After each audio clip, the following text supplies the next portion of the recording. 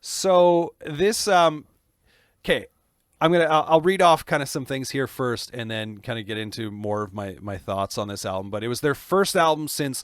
It's funny that we didn't go through, because I don't think our plan was to go through all of these Blink albums. I think it was going to be like, we'll do 2 episodes on Blink, and then we'll do this and this, and it's turned into like, by the end of it we may cover them all. But this was the first album since going on an indefinite hiatus in 2005 after tensions arose in the band. That's kind of come up different times through our episodes.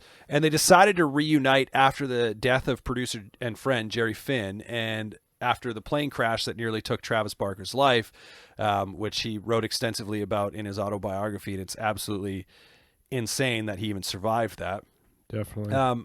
And the album was constructed over a few years, with the guys kind of working from different locations and different side projects and stuff sort of getting in the way, really slowing the pace down to create it. In fact, the label ended up, they had to, I think, cancel. It was an Australian tour, or is it tour overseas anyways? It might have been a European tour or something. Yeah. They had to cancel it, and then the label was like, okay, guys, here's your deadline.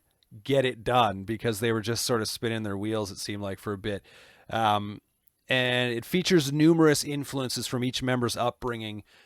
In fact, I don't know who it was that actually said this, but they kind of refer to the album as a representation of different neighborhoods growing up, different places, kind of, and that's sort of where that, I don't know if that's where the name came from, or if they just kind of had the name of the album and then tagged that along with it.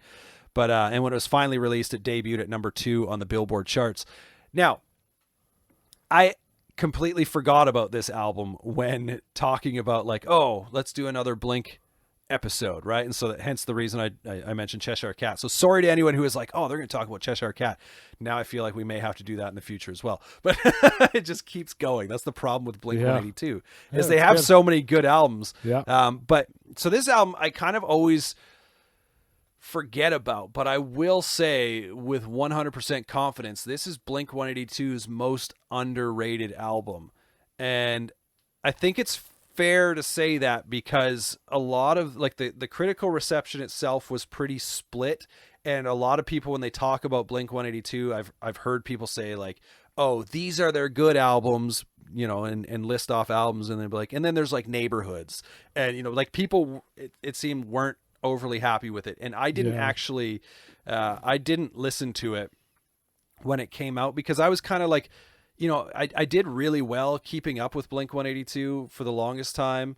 And then, I mean, obviously they went on, I think it was 8 years between albums. So it was a long time, right? Yeah. So, but I didn't have that like hype. I don't remember it being like, oh, Blink's back together. They got a new album coming out. I got to hear it. I know I heard it over time, but it wasn't like something I went out and bought by any means. But I listen to it now and absolutely love it. I don't know if there's a really bad song on the album. There might be like some kind of production things where I'm like, it feels like it just needs a little kick in the pants, basically, at different parts.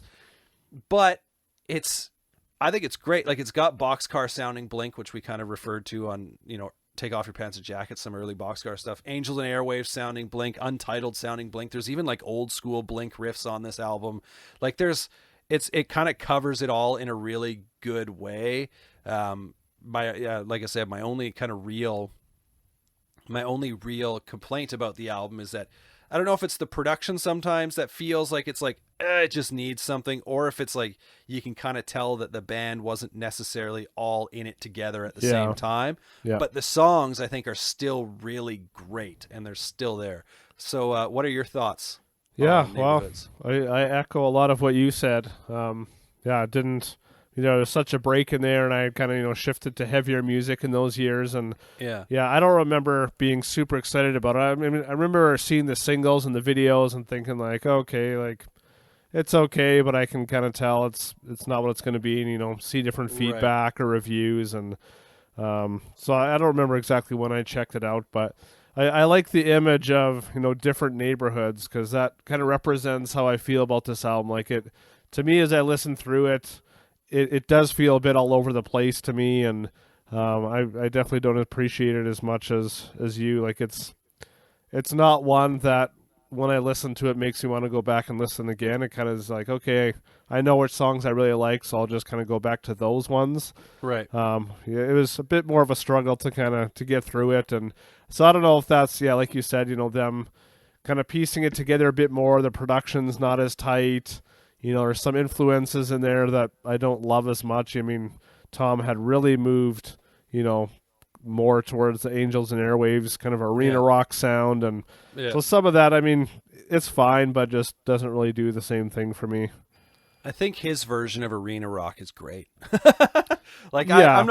I wouldn't say I'm a huge Angels and Airwaves fan by any means, but there is something about the sound that he kind of goes for that I'm always like, oh yeah, like I can see why people get into this. And there are a couple Angels and Airwaves albums I do actually really like. But let's get into the songs. Let's start with Hearts All Gone.